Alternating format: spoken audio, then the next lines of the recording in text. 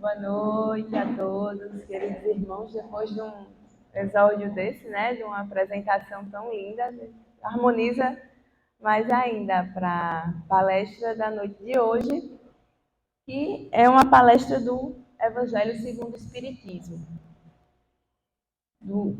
Nas segundas, a gente estuda a prática, que a teoria a gente estuda nas quartas-feiras, né? E o tema de hoje está lá no capítulo 11, que é o capítulo Amar ao Próximo como a si mesmo. Que talvez seja o capítulo com mais coisas difíceis da gente executar, né? Porque amar o próximo como a nós mesmos é difícil.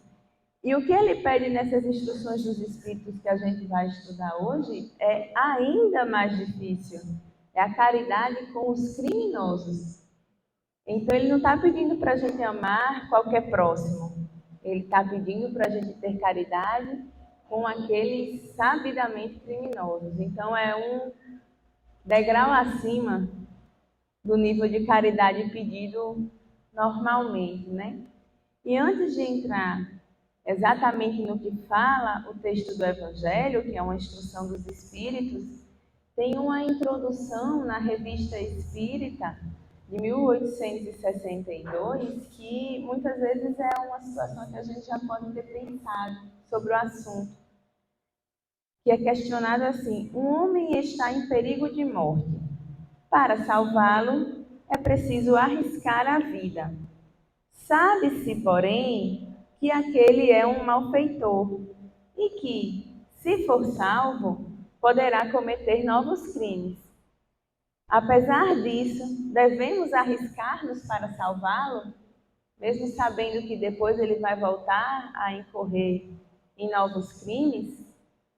E aí a resposta foi obtida, é uma orientação de Lamennais, que faz uma introdução muito boa para esse tema de hoje. Ele fala que é uma questão muito grave, que se pode apresentar naturalmente ao espírito.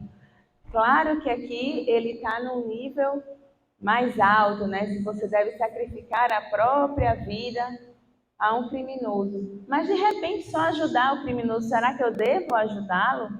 Mesmo sabendo que ele vai incorrer em erro novamente? E ele responde que ele diz, né, que vai responder de acordo com o seu adiantamento moral. E a resposta é: a dedicação é cega.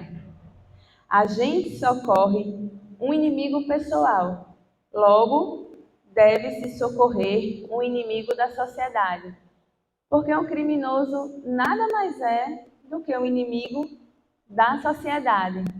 Então, nisso aqui, ele já coloca o devido nome para o criminoso.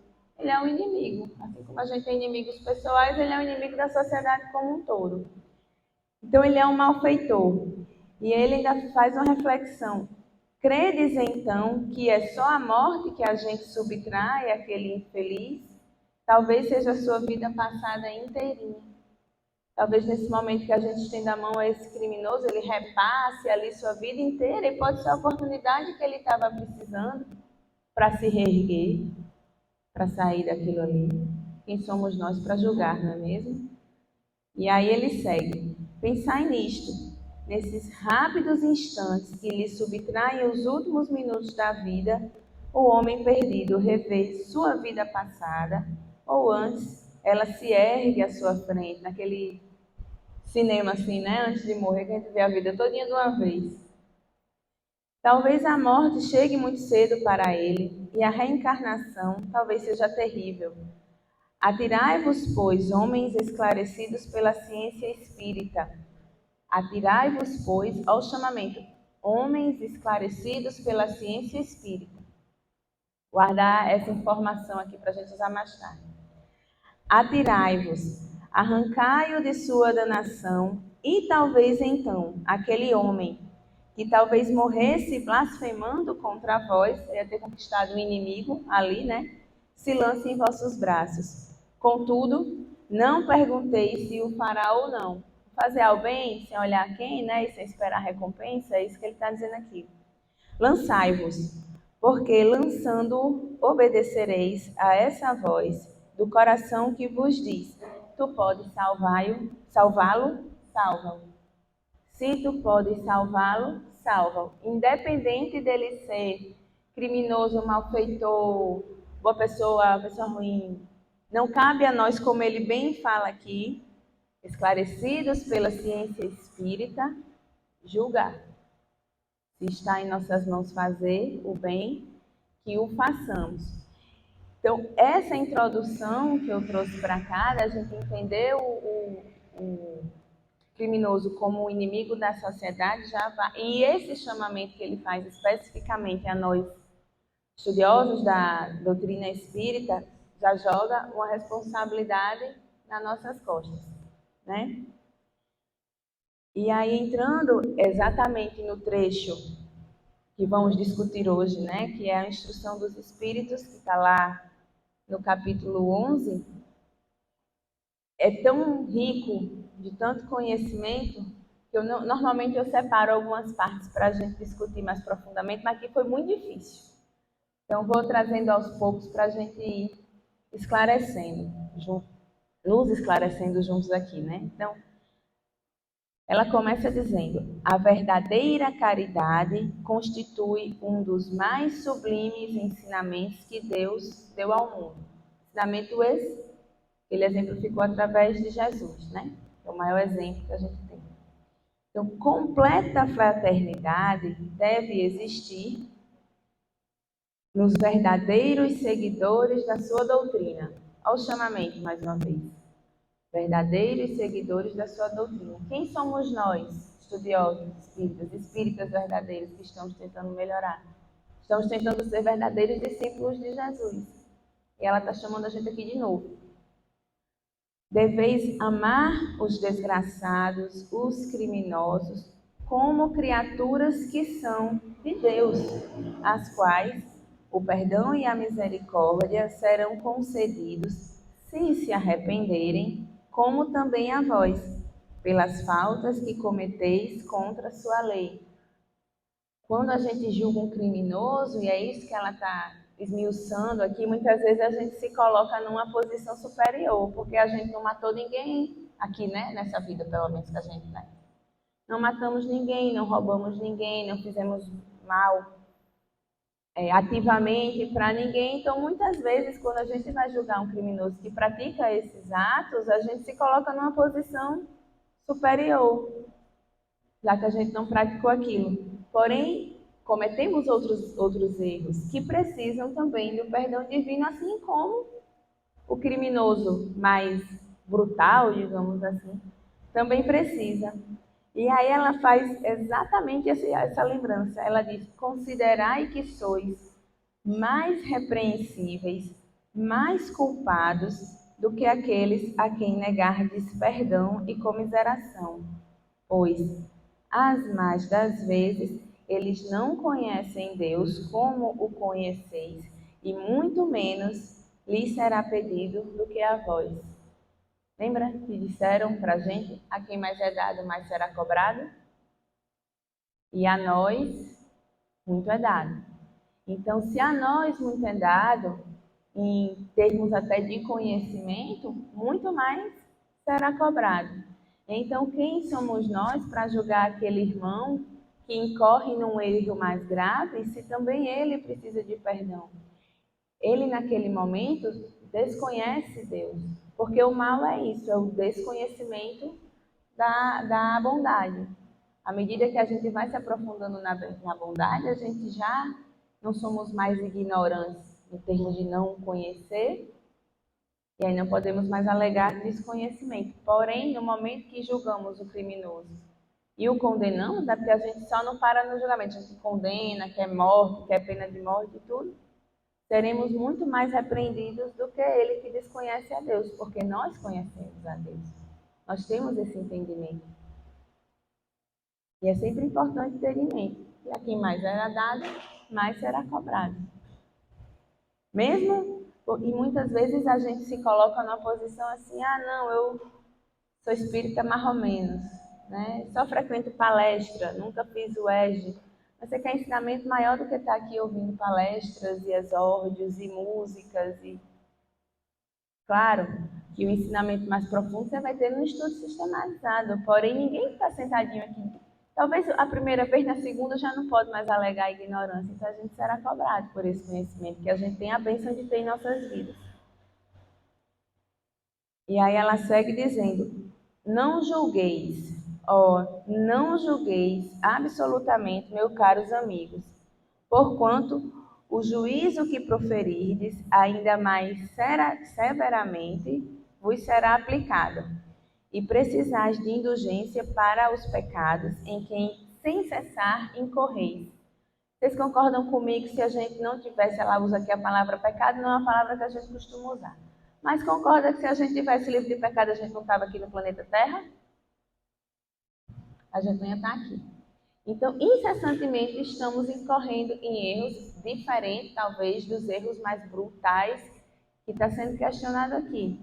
Mas será usado para nós a mesma indulgência com que julgamos o outro. E nós precisamos de indulgência, porque vamos seguir errando ainda por um tempo. E aí ela faz uma memória que, assim, ignorais que há muitas ações que são crimes aos olhos do Deus de pureza e que o mundo nem sequer como faltas leves considera? Tem muita coisa que a gente incorre em erro que para a justiça humana, para a lei humana, ok, não é um crime, não é um erro, todo mundo faz, né? Então, qual o problema de eu fazer também? Mas aquilo é um crime para a lei de Deus. E em sendo um crime à lei de Deus, vai sofrer julgamento também. E a gente vai precisar de que tenham conosco a indulgência que o criminoso está necessitando naquele momento. E lembra que ela começou falando sobre a verdadeira caridade, né? A primeira frase era: a verdadeira caridade constitui um dos mais sublimes ensinamentos de Deus. Aí ela vem explicar que a verdadeira caridade não consiste apenas na esmola. Muitas vezes é nessa caridade que a gente se prende, na caridade material, né? Da esmola, de um prato de comida, de uma roupa, essas coisas que a gente consegue palpar e que nos chamam muito mais, talvez, a atenção para fazer, mas que são muito mais fáceis de ser executadas, porque muitas vezes a gente dá do que nos sobra. Talvez na maioria das vezes, ou sim, a gente dá do que nos sobra, mas a gente não doa um tempo, um sorriso, um abraço. E isso também está no conceito de caridade, da caridade moral, que é mais difícil de ser executada, é a caridade em sua plenitude e é a caridade que ela está exigindo aqui, que não é a que consiste na esmola, nem mesmo nas palavras de consolação que lhe há de ter, que a gente dá uma esmola e ainda diz, vá com Deus, né? Deus lhe abençoe, alguma coisa assim. Não é isso. Não é apenas isso que Deus exige de vós, de nós todos, né? A caridade sublime que Jesus ensinou também consiste na benevolência de que useis sempre e em todas as coisas para com o vosso próximo. Seja esse próximo quem for, tenha cometido o ato que cometera. Não estamos para esse tipo de julgamento. Estamos para ser benevolentes. Podeis ainda exercitar essa virtude sublime com relação a seres para os quais nenhuma utilidade terão as vossas esmolas, mas que algumas palavras de consolo, de encorajamento, de amor conduzirão ao Senhor Supremo. É a caridade moral, a verdadeira caridade que Jesus nos ensinou.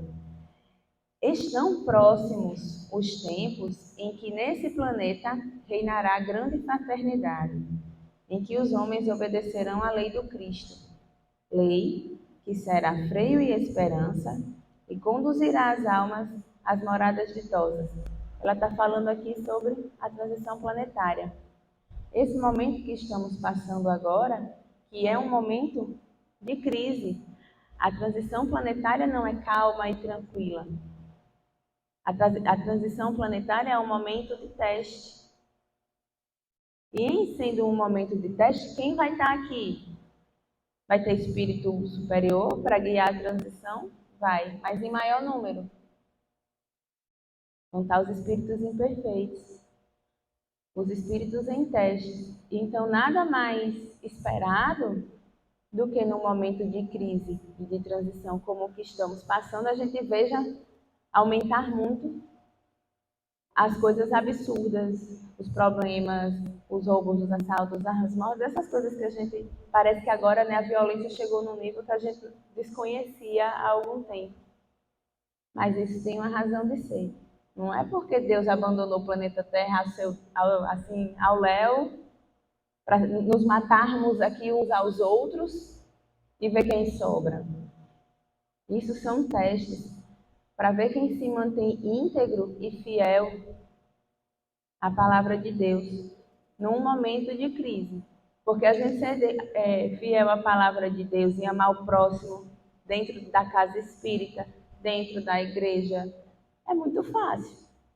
Amar o criminoso que lhe assaltou, que matou alguém da sua família, é difícil. É um nível sobre-humano, talvez, de caridade que Jesus nos pede. Mas ele é o nosso exemplo e guia e é ele que a gente tem que seguir. Na cruz, o que é que ele fez? Pediu perdão a quem o colocou lá. Um exemplo supremo de caridade moral. Então é esse exemplo que a gente tem que seguir. Amai-vos, pois, como filhos do mesmo Pai. Nós todos, os criminosos, quem está nas cadeias, quem está roubando nesse momento, somos todos filhos do mesmo Pai. Não estabeleçais diferenças entre os outros infelizes. Perceba que ela não disse com os infelizes, com os outros infelizes. Nós só somos diferentes e infelizes em esferas diferentes. Mas estamos todo mundo junto aqui no mesmo barco. Porquanto quer Deus que todos sejam iguais, a ninguém desprezeis. Aí você pensa, para que Deus permite, né, a ruindade? Por que não já criou todos os mundos ditosos, só alegria? Por que a gente tem que passar por isso? Permite Deus que entre vós se achem grandes criminosos, para que vos sirvam de ensinamento. Como é que a gente ia entender um crime se a gente nunca viveu um crime, se a gente nunca viu um crime, se a gente nunca foi vítima? E como é que a gente entenderia esse amor supremo de amar esse inimigo se a gente não passasse por isso? Somos seres duais, né? Então Deus permite isso para que a gente aprenda, nem que seja para não ser como aquela pessoa. Porque a gente aprende com os erros, ok? Mas é muito melhor aprender com o erro dos outros, né? Poupa um tempo. Então se a gente vê aquele criminoso, pelo menos que a gente aprenda a não ser como ele. Porque a gente, do mesmo jeito que a gente observa um crime acontecendo, a gente observa a dor daquelas pessoas, dos familiares daquelas pessoas, a dor que ele causou nas outras pessoas. Então, nunca um criminoso está repleto de amor e carinho ao redor dele, ele está sempre com dor, com sofrimento ao seu redor. E é esse ensinamento que Jesus nos traz. Em breve, já, quando a gente fizer a transição, quando os homens encontrarem-se submetidos às verdadeiras leis de Deus, já não haverá necessidade desses ensinos, já não haverá o mal, porque a gente já vai ter subido um degrauzinho na transição. Num primeiro momento ainda haverá o mal, numa proporção menor, né? Seremos mais bons que maus. Até chegarmos num mundo ditoso onde não existe mal, onde todo mundo é feliz e bom. Porque a gente já não precisa dessa materialidade. Todos os espíritos impuros e revoltados serão relegados para mundos inferiores, de acordo com as suas inclinações. Por isso que esse momento aqui é um teste. É uma punição, então é um castigo que esses espíritos estão indo para um plano, para um mundo compatível com eles, não é um castigo. Lembrem-se que a lei divina não existe punição na lei divina. Eles só estão sendo modificados para um planeta compatível com a vibração dele. Esse planeta aqui não vai ser mais compatível com aquela vibração do mal, então eles vão ser rapidamente mudados para um planeta inferior compatível com as suas vibrações, assim como aconteceu com os exilados de Capela em algum momento. Eles tinham uma evolução intelectual muito alta, como essas pessoas que estão aqui, têm uma intelectualidade muito alta, mas um nível de moral muito baixo. Então, eles vão para planetas inferiores para puxar, alavancar a transição daqueles planetas. Não é uma punição. Ele só não está mais cabendo aqui. É igual a gente. A gente vai ficando mais. Quando a gente era mais novo, frequentava lugares que hoje a gente abomina e se pergunta o que é que eu estava fazendo ali. É exatamente a mesma coisa. Quantos carnatais a gente não foi? Pergunta quem vai agora. Pouquíssimos. A gente não se vê mais naquele ambiente. Por N motivos, né? Seja a idade, não aguenta o joelho, dói, enfim, não vai mais. Então, a mesma coisa acontece com os espíritos, porque nada mais é isso. O mundo espiritual, ele é o mundo real, e aqui é uma imitação grosseira. Então, se a gente não frequenta mais esse tipo de ambiente, os espíritos melhores não vão frequentar aqui, e os que não estão bons também vão para onde eles cabem. E lá eles vão ter um papel importante. Também eles não vão para lá ficar no ócio. Vai acontecer o que aconteceu com Capela, vão puxar essa expansão intelectual, e quando eles estiverem no nível de moralidade novamente compatível com o planeta de origem, eles podem voltar para cá, porque eles vão estar compatíveis de novo. E provavelmente os amores deles vão estar aqui. Assim como aconteceu com a população de Capela, que foi-se embora, ninguém sabe, ninguém viu, tchau. Então tudo é vibração no plano espiritual. E aí ela segue dizendo que deveis àqueles de quem fala, aos criminosos, o socorro das vossas preces. É a verdadeira caridade. Não vos cabe dizer de um criminoso, é um miserável, deve se expurgar da sua presença à terra. Muito branda é para um ser a morte que lhe inflige. Então, assim, até numa palavra dessa a gente fala a favor de uma pena de morte, de apredejamento, dessas coisas horríveis, né? Que a gente vê por aí. Está falando disso. Mas não é isso que ela pede uma oração. Não é assim que vos compete falar. Aí, a lembrança que a gente tem que ter sempre em nossa mente. Observai o vosso modelo. Quem é o nosso modelo? Jesus. Que diria a ele se visse junto de si um desses desgraçados? Como Jesus agiria? E aí, para a gente saber como Jesus agiria, não sei se vocês conhecem, esse livro é excelente, chama No Roteiro de Jesus. É um livro de Chico Xavier, né, pelo Espírito Humberto de Campos, que tem várias passagens da vida de Jesus. E aqui tem uma passagem que a gente vai ouvir pelas palavras de Jesus, eu dizer pela voz, mas não é pela voz, né, pelas palavras, como ele agiria diante de um criminoso. Para a gente só não ficar, pense como Jesus agia. A gente fica, como será que Jesus agia? Está aqui, como Jesus agia. No capítulo 20, Aprendizes e Adversários, o nome do capítulo. E ele é bom que ele conta a historinha, né? Então, Jonathan, Jessé e Eliaquim, funcionários do Templo de Jerusalém, passando por Carfanaum, procuraram Jesus no singelo domicílio de Simão Pedro. Recebidos pelo Senhor, entregaram-se de imediato à conversação. Chegaram para tomar um café com Jesus na casa de Simão Pedro. Olha que alegria. Mestre, disse o primeiro, soubemos que a tua palavra traz ao mundo as boas novas do reino de Deus, e entusiasmados com as tuas concepções, hipotecamos ao teu ministério o nosso aplauso irrestrito.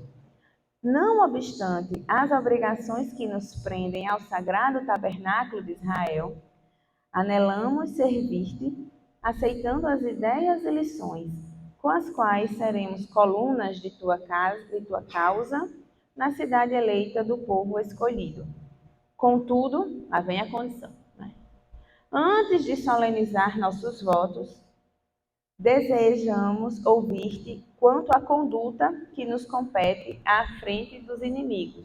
Eles eram doutores da lei que estavam querendo se juntar a Jesus e queriam saber as orientações de Jesus contra os inimigos. Lembrem-se que os doutores da lei perseguiram os cristãos depois, né?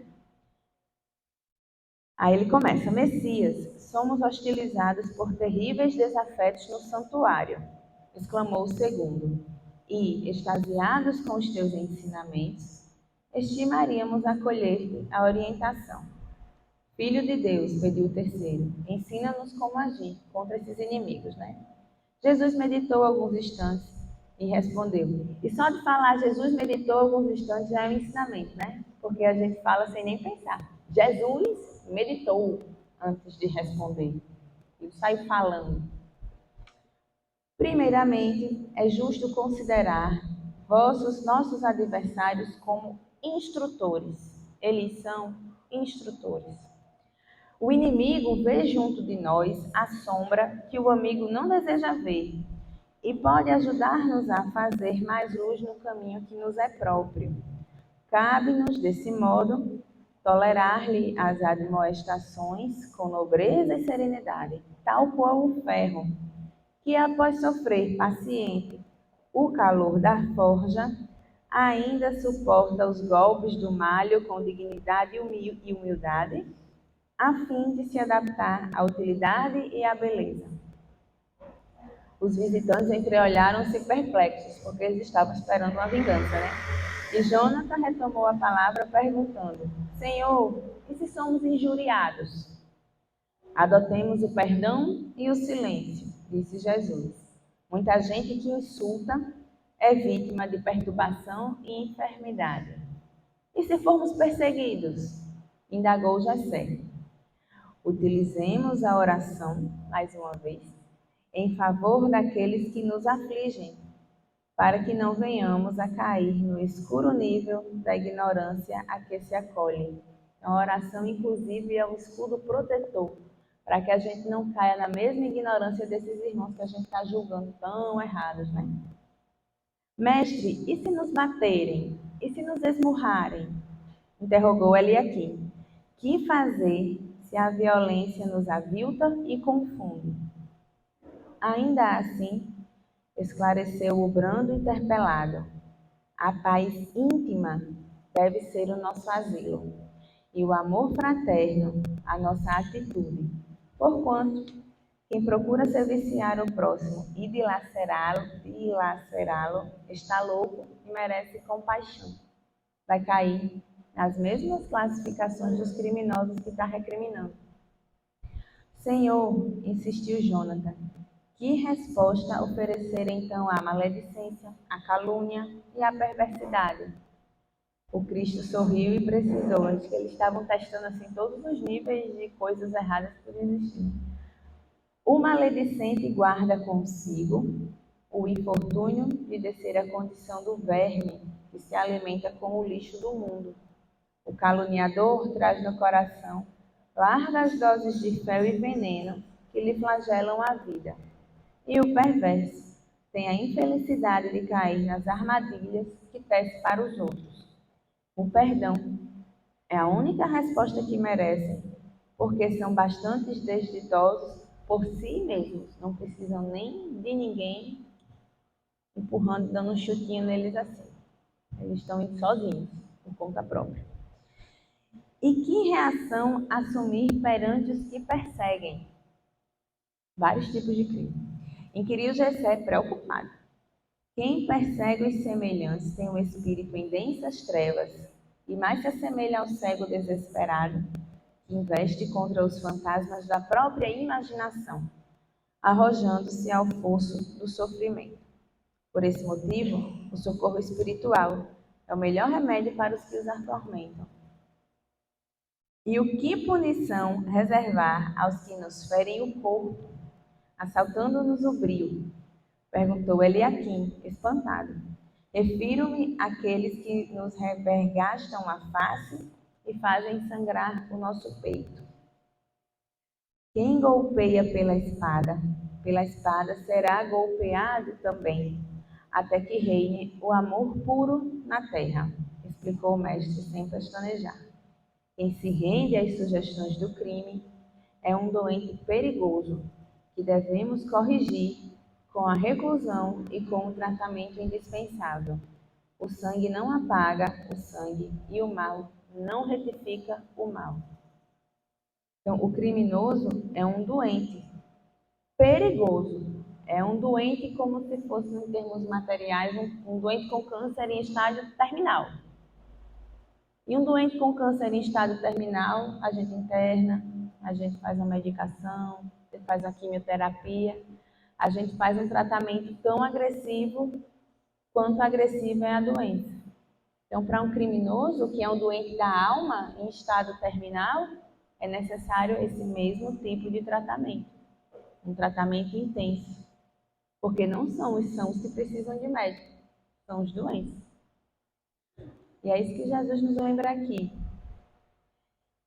E espraiando o olhar doce e lúcido pelos circunstantes, continuou: é imperioso que saibamos amar e educar os semelhantes com a força de nossas convicções e conhecimentos. Jesus, não existia doutrina espírita quando Jesus estava falando aquilo ali, mas ele já estava nos cobrando os nossos conhecimentos. Ele estava cobrando ali aos seus discípulos, ali àqueles doutores da lei, os conhecimentos que eles tinham. Porque afinal os criminosos são os doentes da alma, a fim de que o reino de Deus se estenda no mundo.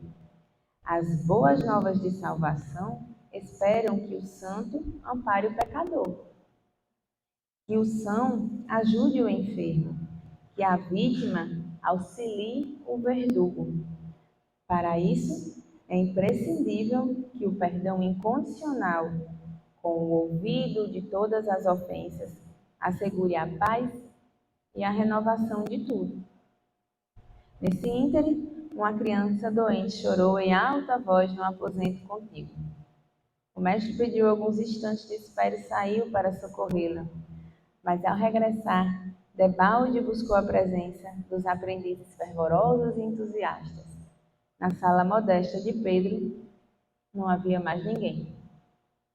Eles aproveitaram o choro da criança para ir embora, porque aquilo que Jesus estava pedindo naquele momento, essa entrega tão absoluta, esse esquecimento tão completo dos crimes cometidos, eles não estavam prontos para dar. Assim como nós não estamos também. Mas enquanto não estivermos prontos para dar esse perdão completo, esse esquecimento total do mal que nos fizeram, não vamos estar prontos para seguir nesse planeta aqui, que segue em transição, que segue para um mundo melhor, para um mundo de regeneração. Então, se a gente quer ficar aqui perto dos nossos amores, nessa terra que a gente já conhece, com certeza muitos crimes vão acontecer ao nosso redor para nos testar, para ver até que ponto a gente consegue perdoar, a gente consegue abdicar, a gente consegue se doar e a gente consegue orar em nome desses irmãos que nada mais são do que doentes da alma, doentes graves, doentes terminais da alma. E para encerrar a leitura aqui, que trouxe todo o mote da discussão, que são palavras de Isabel de França, ele diz: lamentá-lo-ia, o que Jesus faria? Ela nesse momento ainda estava, né? A gente já viu aqui como ele faria, mas ela ainda estava elucubrando. Considerá-lo-ia um doente bem digno de piedade, estender-lhe-ia a mão. Em realidade, não podeis fazer o mesmo. Ela já está dizendo, a gente não vai conseguir fazer como Jesus, na condição moral que nos estamos. Mas pelo menos podeis orar por eles. Podeis assistir-lhe o Espírito durante o tempo que ainda haja de passar na terra. Pode ele ser tocado de arrependimento se orardes com fé. É tanto o vosso próximo, aquele criminoso, é tanto o vosso próximo como o melhor dos homens. Como Chico Xavier. Ele é tão irmão nosso quanto Chico Xavier. Sua alma, transviada e revoltada, foi criada como a vossa, para se aperfeiçoar. Ajudai-o, pois, a sair do lameiro e orai por ele. Essa é a mensagem de hoje. Essa é a mensagem para o final do ano, né, desse ano que se encerra aqui. Muita gratidão por tantas vezes que vocês me ouviram aqui. É uma alegria imensa estar aqui estudando as palavras de Jesus com todos vocês. Então, que 2024 venha ainda com mais aprendizado, mais ensinamentos, porque é para isso que a gente está aqui nesse planeta. Não é? Muito obrigada.